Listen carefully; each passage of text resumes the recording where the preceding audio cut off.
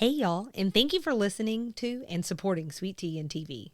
We've wrapped up season 4 and we're headed into season 5. But before we get there, we wanted to do a quick flashback of some of our favorite Sweet Tea and TV episodes of all time. So, for the month of September, you'll get a re-air every week. As usual, Mondays will be a main episode, and Thursday, you'll get an extra sugar. These are episodes we love so much, so we hope you'll enjoy revisiting them, or if you're new around here, getting a sense for the best of Sweet Tea and TV. We'll be back in October with brand new Season 5 episodes. Enjoy!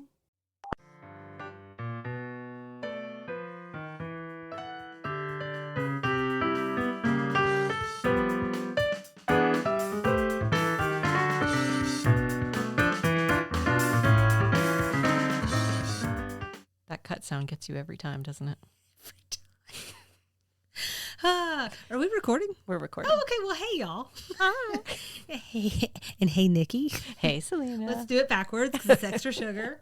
And welcome to this week's edition of Extra Sugar. I was trying to put my document over here on 125% because I'm so young. No. We're there, aren't we? We're right in the thick of it, if you will. Dagnabbit. Just jumping right in on middle age. I love it. I have to tell you that I was pleased as punch when this week's Designing Women episode included a reference to moonshine. Because you love moonshine. Well, actually, that's probably a good question. Have you had moonshine? I've had the legal version of moonshine. Okay. So there is some version that's legal to make, and they sell it a lot in the gift shops in Tennessee. I've had that. The Old Smoky, whatever. Okay. Yeah. So it hurts. I've had real moonshine before. Really? It is disgusting. So I was like, moonshine, and it's good that I'm admitting to illegal activities here. Keep going, Selena. It was a long time ago. They have no proof on you. That's true. Except you admitting it. I mean, I was probably like 18 years old. Allegedly. Right. I mean, honestly, someone just offered it to me, so who knows what I had. Oh, God. This is this guy on the corner of an Atlanta It just street. keeps getting worse. It does. But it was like moonshine cherries. And okay. Yeah. But I also drank some of the moonshine, and there was cherry. It was just, I couldn't get through more than like 2 sips. Yeah, it was burns. bad. Yeah. So, but anyways, so that reference to moonshine was just really a very perfectly adequate opening to talk about really the precarious relationship we've had with alcohol here in the South. Okay. It's tough, man. Well, and it's something that's come up a few times in my research for Extra Sugars. So as I was doing this, I was thinking a little bit about the one that we did, season 2, Women in the Ministry. Oh, uh-huh. Because I was looking a lot also at Southern Baptists at the time. Obviously, they're not really all about alcohol. Right. They're teetotalers. Mm-hmm. Or on the opposite side of the spectrum, you have moonshine and bootlegging, these illegal enterprises that have been the livelihood of generations in Appalachia. And that made me think about the Hatfields and the McCoys that we covered in season 3. Mm-hmm. So while our Southern predilection for both teetotaling on the one hand, as well as copious drinking on the other, predated the 18th Amendment, that's where I'd like to focus our energy today. Today, we're going to talk about Prohibition, what Herbert Hoover called the noble experiment, and what Winston Churchill referred to as an affront to the whole history of mankind. So he wasn't a fan, that's what I'm trying to say. Here's a quick lay of the land of what we'll talk about. I'll do a little primer on what Prohibition was and what it wasn't, as well as what it did and didn't do. Then we'll talk about what led to it, how this was playing out in the South specifically. We're a Southern podcast. And then what Prohibition changed for good. That's where it gets a little lighter. So, Is there any alcohol involved? We are Prohibition today. Doggone it. No drinking today. There was a lot of alcohol during Prohibition. Yes, absolutely. That is totally. Just saying. That is totally one thing that we'll talk about. So stop me if you have any questions or if nothing I'm saying is making sense. Hopefully at least one or two things will. Because as I always say, if you have questions, it probably means other people have questions. I thought you were going to say, I'm the eyes, ears, and fingers of the audience. The fingers, huh? Yep. Okay. So Prohibition officially kicked off on January 17th, 1920, when the 18th Amendment went into effect. Okay. It lasted for 13 years, 10 months, 19 days. And this was the federal U.S. government prohibition of the manufacture, sale, or transportation of intoxicating liquors. Okay, manufacturing, selling, transportation. Nikki, do you notice anything missing from that list? Imbibing. That's right. The drink. Yes, that's right. It's not on the list. Now, look, I'm not a law expert. I don't know if you knew that or not, but I'm not. So right there, that seems like the kind of thing that might make this whole experiment a little challenging. Enforcement, nearly impossible. Okay. 13 years? 13 long, dry years? Just wait. Oh, You just settle back with your glass of water there. It's so terrible. very thirsty. I know. What kind of extra sugar host am I? So, but Not very extra. As an example of how well it worked, Malcolm Bengay, who was a newsman at the time, reportedly said, I know. It was impossible to get a drink in Detroit unless you walked at least 10 feet and told the busy bartender what you wanted in a voice loud enough for him to hear above the uproar. And that really kind of encapsulates the way things were. So the thing is, you have this thing, it's called the Volstead Act. This is the law that's passed to enforce the 18th Amendment. The problem is it had a lot of loopholes in it. So here's the ways you could get alcohol. You could still get it as a prescription. I mean, I didn't write this down, but like the prescriptions like quadrupled or something crazy. Duck, I need it bad. I need it real bad. And it wasn't even a crazy amount, but you could get prescribed like 3 drinks a week or something. So you could make your own wine or cider at home. You could drink it for religious purposes. It was still available for industrial purposes. Breweries eventually caught on and sold malt extract to consumers who turned around and made beer at home. And then they do this thing too, like where they put a little note on it that tells you how to make it. And they'd be like, we're not saying it. We're just saying like if someone could, like here's how they would do it. Okay.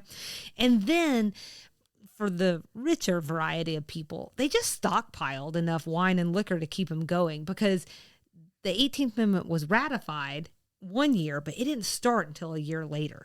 Oh, dang. Yeah, so they had an entire year to get their acts together, their I story guess. together. That's right. And alcohol stays a long time. It keeps a long time. 13 years. That's probably not 13 years. Some of them, it depends on what you're drinking. Some things you probably don't want. Your wine coolers may not last 13 Depends on years. how desperate you are. Well, based on the stories I saw and read, there was a lot of desperation, especially when I go back up to the industrial purposes one. Yeah. Okay. So people were definitely getting desperate. So, but like, why? Why did this happen? A change in the Constitution? I don't need to tell you this. That doesn't happen every day. Takes an act of Congress. It takes an act of Congress. It's complicated. It's certainly not a straight line, but a couple of things to know is that one, it didn't happen overnight. The seeds of prohibition were planted as early as the 1830s. And then two, it's important to understand America's relationship with alcohol. Okay. So from our European roots, I mean, not from everybody's European roots, but from European roots, alcohol was very much ingrained in daily life. So take a farmer, for instance. It wasn't unusual to like wake up and have a cider with breakfast, one at lunch, something with dinner, and then maybe a toddy at bedtime. But this barely had any alcohol content in it. So when distilled liquor comes along, the routine stays, but now with a much higher alcohol content. So by 1830, the average American over age 15 was drinking about 3 times as much as people today, about 88 bottles of liquor a year. And then I read some estimates that it's up as 5 times as much as the average person today. Now, I wonder if they've compared this to post-pandemic. Yeah.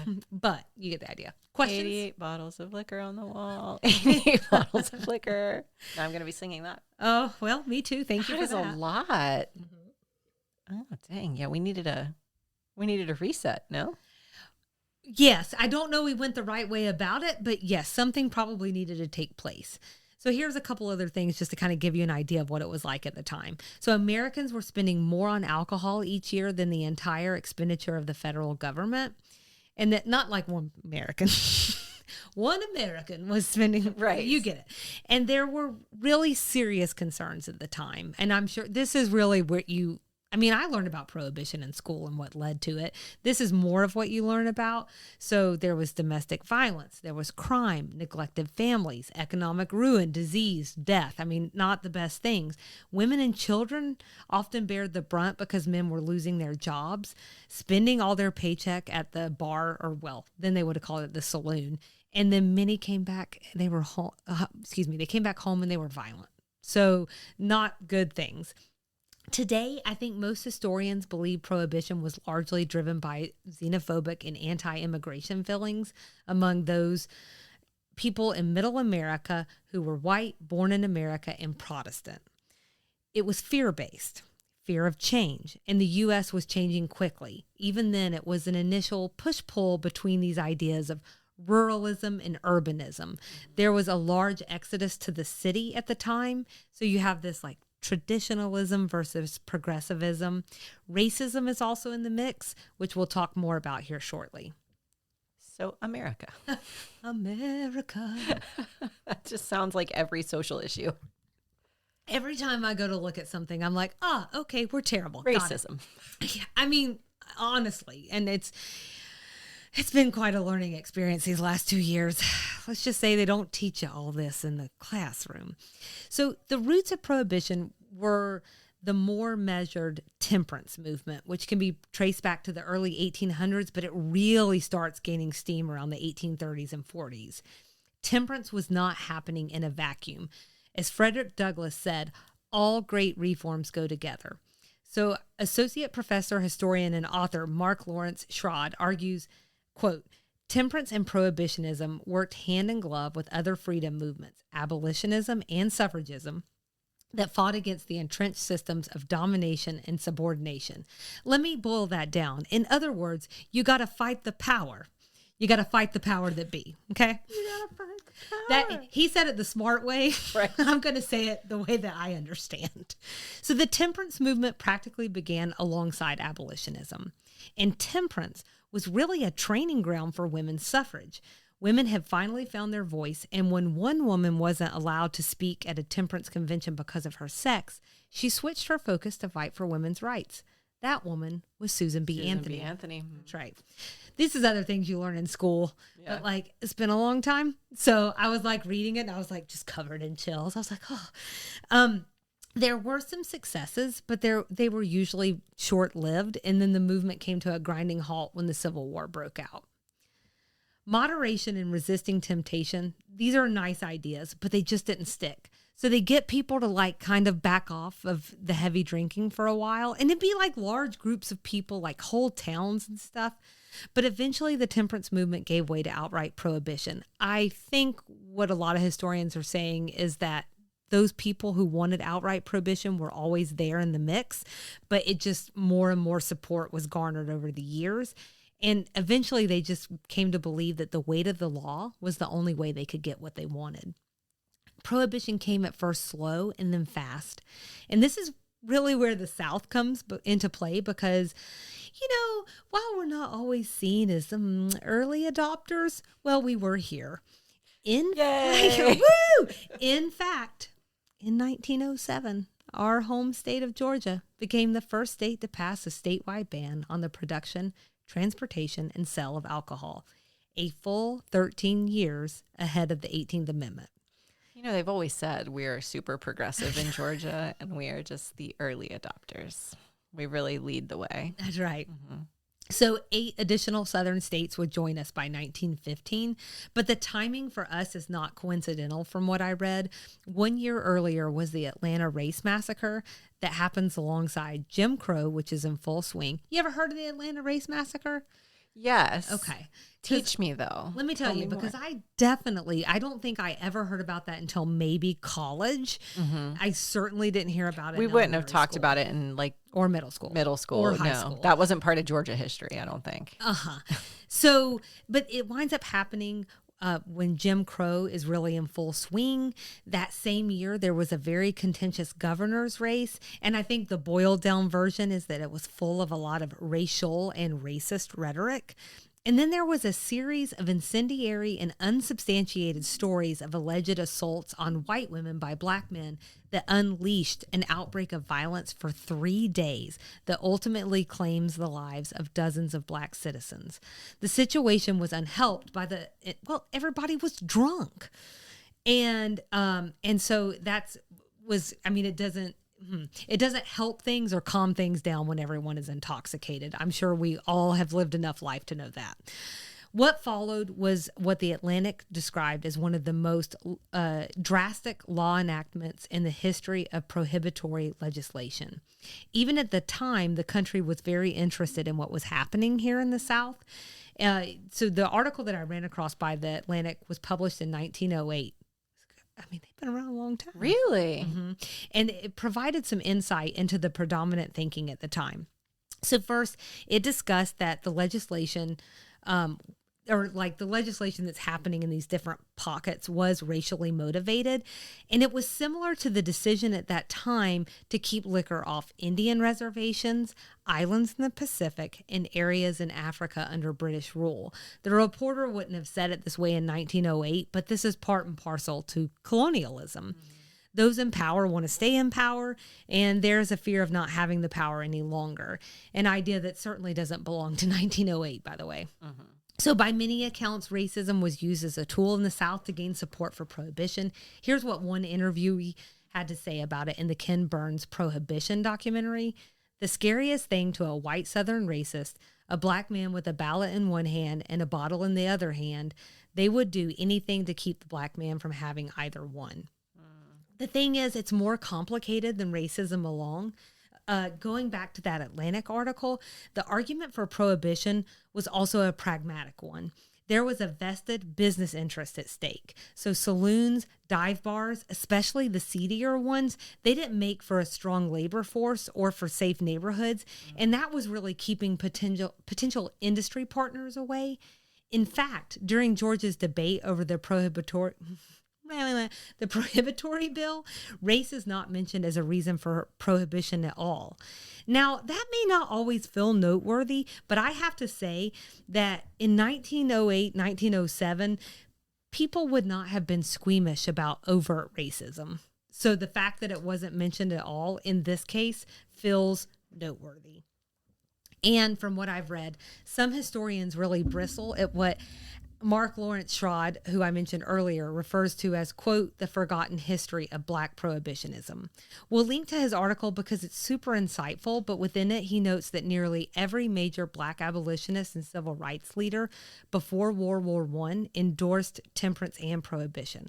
So we're talking Frederick Douglass, Martin Delany, Sojourner Truth, F.E.W. Harper, Ida B. Wills, W.E.B. Du Bois, and Booker T. Washington. Douglass in particular was very vocal about alcohol and how it was strategically used to keep slaves, quote, stupefied, divided, and disorganized. And he wrote that it was the most effective means in the hands of the slaveholder in keeping down the spirit of insurrection. Now, that's something that I learned about back in college as well, that like slaveholders would basically drop off copious amounts of liquor to the slaves on a plantation and just let them get really drunk. That way they wouldn't try and either run away or rise up or whatever. And because I learned that, to this day, I struggle a little bit with liquor as gifts. And that's one of the reasons why, for whatever reason, like I can't unsee learning that. Mm-hmm. And that's what I know that's not what it's about when people give liquor as gifts, but I just can't disassociate the two. I think I have a question. Sure. So this is a very logistical question. You may not know the answer. Would do that like after work then? Because wouldn't they be disincentivized to stupefy their workers? At Christmas, you would get time off. Okay. So like while the family was off, they would also get time off. You are also, this is like a 20-year-old memory now of what I learned in history class. But then the other question I have is, so I'm hearing both that it can stupefy you, but it can also incite riots. Is that what I'm hearing? So in the Atlanta riots, they're talking about the white men who were going around and running around and like basically beating up black men in the streets. Okay, because when They you were drunk. I think it was a quote you said, they have a ballot in one hand and a bottle in the other. Yeah. Is that about violence or is that about stupefaction? I think that is, I do agree that when I was going, I almost put something in my notes about this because I was wondering if this would strike you too. I think it switched a little bit depending on the time period we're talking about. Okay. So when, how can I put this? When It's complicated is also a fair answer. I think that's right, but I do feel like now that you've raised it, we need to talk about it. Okay. And the way that I saw it, because I thought that there was a little bit of not a straight line between those two ideas. And the best I could, I didn't read anything that made sense of that for me. I Okay. kind of had to make sense of it for myself. And the way I imagine it is this: when you have complete control over a group, like you do during times of slavery, maybe they felt okay with dropping off liquor or something in the slave quarters because at the end of the day, they knew that they could just do whatever was necessary to control people if they needed to. Oh, I see. After slaves are no longer slaves and they're supposedly free. You don't have total control That's anymore. right. So then them having liquor becomes dangerous. Because they've got freedom mixed in. That's right. That's how I made sense of it. No one made sense of that for me in any of the readings. So if anybody who's listening to this has like, any historical narrative or anything behind it. But I think at the end of the day, it's like vesting that control. And That makes sense. it's also this idea too, that like, no matter what the scenario is, they wanted control of the liquor and what either slaves or free men and women were doing. And it didn't matter whether they were giving it or taking it away. They wanted the control either way. And that was another way I was reading it as well. That is without being a true historian at this time. Well, I'm just a dabbler. I think what I'm hearing is context matters. And what Yes. you said about slavery versus non-slavery helps contextualize that a little bit. Yeah. I think the other thing with alcohol and issues that are like interrelated to alcohol, so smoking, I don't know, I can't think of any other ones right off the top of my head. But issues like that, where you bring in elements like religion, you bring elements like racial superiority, all those things that influence those social decisions, people make cases both ways. Yes. You get both sides of the coin at the same time. Whatever's useful for you. Exactly. Right? Yeah. I think that's absolutely right. So going back to Schrod, who's this historian, he argues that Black prohibitionism is often left out because it doesn't align with the narrative that this was a conservative white movement focused on legislating morality. And he also argues that Black prohibitionism primarily targeted liquor traffic and what he described as predatory capitalism and the immorality of getting one's fellow man addicted to promote your own profit. A more contemporary example, and I think something that like maybe resonates a little bit more today, is like the opioid epidemic. So I really highly encourage anyone who is interested in this topic to take a deeper look at the references that I'm dropping in, because it is such a complicated story. I hate to use the word story because this was real life, right? And it's still real life to some extent today, but I think it's going to be able to contextualize things in a much deeper way than I can in 25 minutes. Also, it's just really fascinating. It's weird that you're talking about something that happened in the first half of the 1900s, and still in Georgia, you can't buy alcohol before 12:30 on a Sunday in a store. 12:30. Thank you. I was trying to remember the time. Well, because we're going to get into that as well. Okay. There's one more really big piece to the hastening of prohibition in the South, as well as the U.S. at large, and that is the saloon, or what we would think of as a bar today. Nikki, what do you hear, or what do you think of when you hear the word saloon? Annie Oakley. Yeah, I think of Westerns. Thank you. Yeah. I think of whiskey swilling, door swinging, gun toting John Wayne movies, But they were actually everywhere at the time, especially in urban areas. I was picturing Starbucks circa 2007. Do I want to go to this Starbucks or the one across the street, the one to my left, to my right, the everywhere? It's like being on Bourbon Street all over again. With daiquiris. A lot of them were owned by the breweries, so Anheuser-Busch and Pabst Blue Ribbon, and they were essentially profiteering off of their integration into the distribution of their product. that kind of monopoly in and of itself is problematic, but it also allowed them to pop up easily and everywhere. So let me just give an example. So the idea is kind of like, well, I'm making it sound like herpes or something, but I was just thinking of a man pulling up his covered wagon and pulling the back up, and he's like, it's filled to the brim with alcohol, and he's like, it's Robert's saloon. I don't know. It's a very specific mental picture. So interestingly, it's kind of like this. Basically, a guy, and it is a guy, okay, is like, I'd like to open a saloon. And Anheuser-Busch is like, wonderful. And we will back you. And all you have to do is sell only Anheuser-Busch. And so sounds like a deal. It sounds like early franchising or something. I just want to make sure it makes sense. Cause like, a lot of this was more cemented for me as I'm watching these documentaries and stuff in a way that I'm like, am I being clear? I don't know. So at their best, they would become America's collective annoyingly drunk frat boy. But at their worst, they were home to prostitution, violence, and this one's the really big one, I think, political corruption. So just listen to how The Atlantic described them. Man, that article was really helpful.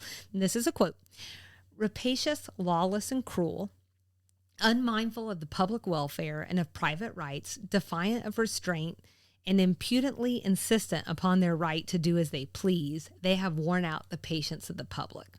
Definitely not writing to the fifth grader here, huh?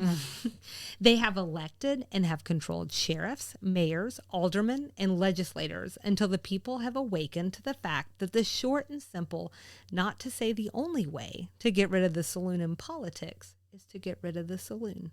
I feel like someone at The Atlantic was a big-time temperance movement person.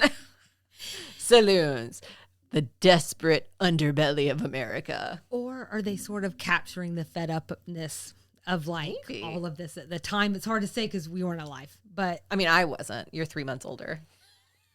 let me tell you about it, Sonny. So, for all of these reasons, the Prohibition movement had set their sights almost entirely on saloons. Indeed, it's the Anti-Saloon League, or the ASL, who is credited with pushing Prohibition through. Two really big things help the ASL to do this. One is the passage of the 16th Amendment, which sanctioned income tax. How much do you know about your amendment? Darn it. That's That's the one I don't like. Well, that means the federal government no longer had to rely on the enormous amount of tax revenue that were collected from alcohol sales. Blah, blah, blah, blah, blah. I'm almost certain that in some years prior to the 16th Amendment, up to 80% of the federal government was funded by alcohol tax. I want to know how much is funded by the cigarette taxes now, because that's not an insignificant amount of funding either. You're getting a lot of our money, as if I'm a smoker. Yeah, how many packs a day There's are you also smoking a lot of these tax on days? alcohol too, isn't there? I don't know how it works now. Did you but not do your there's research? tax on everything. I didn't really. Gosh, I just kind of threw this together this morning. But my thing is, there is no way that the 18th Amendment ever happens without that money coming from somewhere else, period. Especially if it was up to 80%. That's a crazy amount. So the other big one is World War I. I would describe it as the final straw. It certainly accelerated Prohibition the furthest it had ever been. This is the first time in history that every American was subject to federal restrictions on alcohol. In this case, it's due to rationing to support the war effort. But this is So it wasn't just because we didn't want a bunch of drunk soldiers laying around? No, but that's an interesting point. It is really where the xenophobia piece comes in, and it's really the clearest. Because for some time already, the movement was connecting a couple of things: alcohol production and German, Irish, Catholic, and Jewish Americans. Suddenly we enter World War I, and patriotism is very fashionable once again, and breweries largely run by German Americans are enemy number one. Oh, Anheuser-Busch. So here's the argument they're making to Americans at the time. Every dollar in their pocket, every bushel of grain diverted to a brewery aided the German war effort. That's what we were told. I mean, just me, because you weren't alive yet. I was alive, yeah. They even, wait for this one, okay. They even renamed sauerkraut Liberty Cabbage. It's like French fries and freedom fries. I swear, to heaven and stars. This is why we can't have nice things. Okay. All right, a hop, skip, and one ratification later, we enter 13 years of prohibition, sort of, as we've already talked. There were a lot of loopholes, Nikki Mays, but there are no spoilers here. It fails. This is definitely an oversimplification, but there's a growing, let's call it a displeasure with the way things turned out. By the time the Depression hits, people were over prohibition, and it was not long for this world. It may have not been effective for many reasons, but, and as you've already alluded to, its effects were certainly long and far-reaching. Here are 5 things that it changed for good. Prohibition changed the way we drink. So before, women and men drank separately. Saloons were for men. God intended. Saloons were for men, and speakeasies changed all of that. Women entered that bar, and we have never left. Yay, women. Woo, bars. Woo, all of it. So it also popularized imported liquor like Canadian whiskey, tequila, and rum, as well as mixers like tonic, ginger ale, and Coca-Cola. I'm not saying these things didn't exist before. I'm just saying it made them really popular. It's when we learned about the daiquiri, the mojito, and Bacardi. Arguably, it introduced us to tiki culture, Nikki. Oh, I love tiki culture. And rum-centric bars. Yeah. So, I know, I thought you might like that. I don't know why I love tiki culture. I can't help it. I did that for you. Thank you. Well, it's fun. It's fun. It's got a unique flavor. Zhuzh. Oh, yeah, that too. We planned that. And of course, the speakeasy culture is here to stay. We love the exclusivity of an unnecessary password, a hidden entrance, and dim lighting. I thought you meant drinking in private. Well, that's what I like. Well, it's not private. But it is behind a falsy bookshelf, you know. I like a dim lighting because it's the lighting I look best in. So Prohibition also created, so speakeasy, I want to say, and this next thing, I think are the 2 number things that people associate with Prohibition in the first place, but it created organized crime. You know, Yay. I'm not sure what reaction I'm supposed to have to that. Well, not excitement necessarily, but it is interesting. So the American Mafia can be traced back to the late 19th century, but it was small, siloed, and disorganized. No, Prohibition changed all of that. Yay. Now they were a business with lawyers, accountants, real estate investments. We legitimized them during this time period. Cool. Prohibition also gave them a reason to cooperate with one another. Beforehand, they were just killing each other. Right. I mean, there was some killing after, but then they realized teamwork makes the dream work. It does, because they needed to work together across state lines to get liquor out in these different places. Mm-hmm. That's right. And all over the U.S. So the other thing is when alcohol was no longer illegal, well, they still had those same connections, and they just took all those newly sharpened skill sets and diverted it towards drugs, gambling, and prostitution. Yay. Here's one nothing if not ingenious. That's right. Here's one that kind of lived in the back of my mind, but I forgot about it. Prohibition led to NASCAR. Bootleggers. You want to say something? No, I was hoping you were going to go here. I was going to be sad if you ended this segment and didn't talk about NASCAR. I said, don't you worry. We're going to talk about now. Out of the 2 of us, I guarantee you I spent more time at a racetrack than you did, okay, whether I wanted to or not. So bootleggers modified their cars to make them faster so that they could outrun federal agents and local police while transporting liquor. The efforts continued past Prohibition because making and bootlegging illegal whiskey and moonshine meant no taxes and no regulations. And I think it really also predated Prohibition because we was always trying to skirt those taxes. And no wonder they're high. I hate taxes. I'm not a huge fan, but I'm sure they have a rhyme and reason. I pay them, just for the record. I'm paid up. I just hate them. Audit Nikki. So it took pretty skilled drivers as well to transport these illegal goods on back roads in the dark of night, and pretty skilled mechanics to make those cars do what they could do.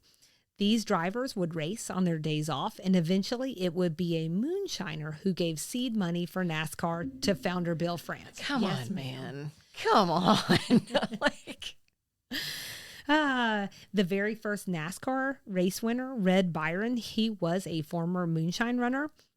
And Hall of Famer Junior Johnson ran Corn Mash Hooch before his debut in 1955. That's my favorite kind of hooch. Well, I mean, is there anything more Southern sounding than Corn Mash Hooch? Give me some of that corn mash hooch out of the gasoline can. It just doesn't even sound good, to be honest, but okay. The word hooch is just not a pretty word. Hooch. I got the hooch. Prohibition changed law enforcement as well. Wiretapping's constitutionality is cemented during the height of Prohibition, and because the judicial system is so overrun with cases, the plea bargain became common practice for the first time. Yeah, plea bargain. And then this is really what's finally getting around to what you were referring to earlier. Prohibition still lingers depending on where you live. So the first thing, dry counties. These are your classic example. So one sociologist has estimated that dry counties and municipalities make up 10% of territory in the continental U.S. I mean, that's a pretty sizable amount. It's not insignificant. No.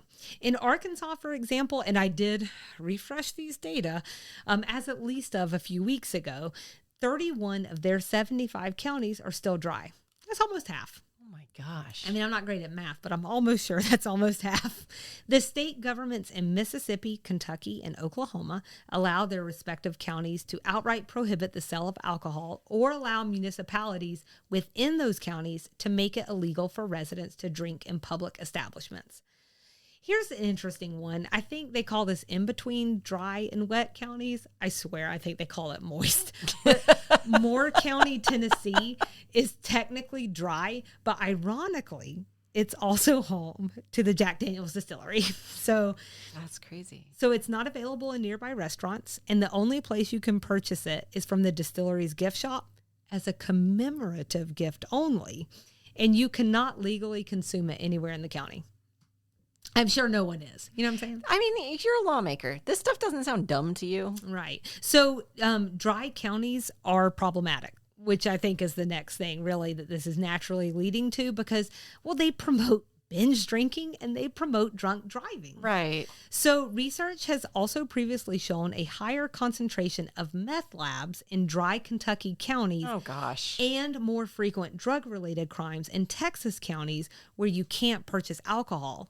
While on the other hand, counties who went from dry to wet saw a 14% drop in drug-related deaths.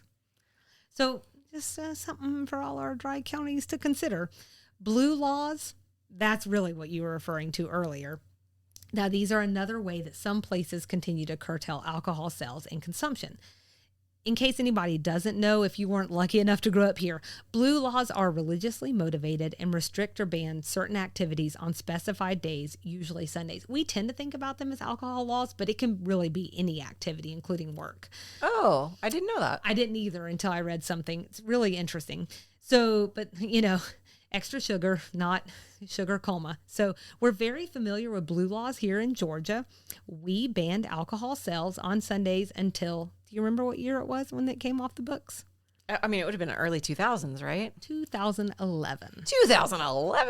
Making us the last Southern state with this law on the books. And then, as you said earlier, we still can't buy it before 12:30. It is the craziest, because you can buy it up Church. till midnight on Saturday. And then you got a 12.5-hour window where you can't buy it. This is just the dumbest thing. You gotta go to church. It's the dumbest thing. At Kroger, they actually have the lights off in that section, and they have to put up signs every Sunday morning that says you can't buy alcohol till 12:30. I remember being a kid, like a really little kid, because we didn't even have a Kroger yet where I was. Like it was like a local grocery store. It was called Saks.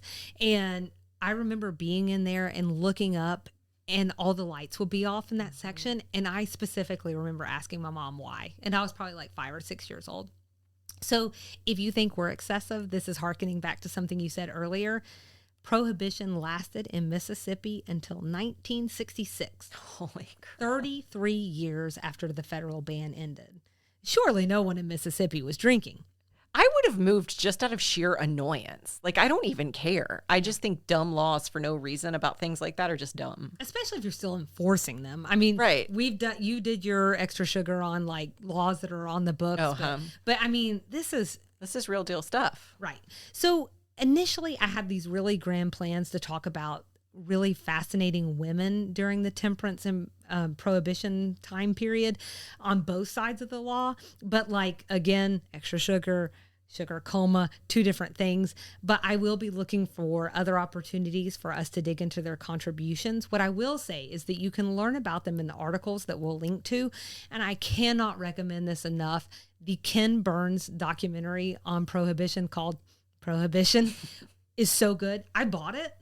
It's only $16 on Prime. I'm just saying, like, I was going to buy a book and that was $15. So I was like, I can just watch this while I work out. And then I was like, this is amazing. So it's really good.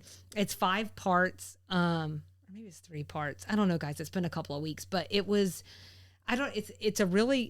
the fastest 5 hours that I can recall. I'm just saying, really good.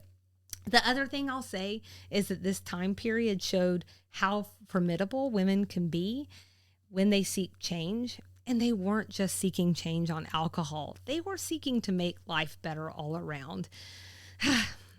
Anyways, y'all should look into it. It's really cool. Prohibition ended with the ratification of the 21st Amendment, repealing the 18th Amendment on December 5th, 1933. As I researched this one, I found it all so terribly familiar. The push and pull between old and new, dividing the country over a single issue, weaponizing our fears and prejudices under the guise of patriotism, demonizing the supposed other, and just an outright inability to compromise. But I was also reminded about the power of the collective, about grassroots activism, peaceful protests in this country, our ability to unite for the common good, to break through the barriers, and then reach back for those who came behind us. And my hope, sincerely, is that we can continue to carry the good parts forward and please leave the rest in the history books where it belongs. And I think we can all cheers to that. You know the drill. DM us, email us, or contact us from the website. Find us all over the socials. And that's this week's Extra Sugar.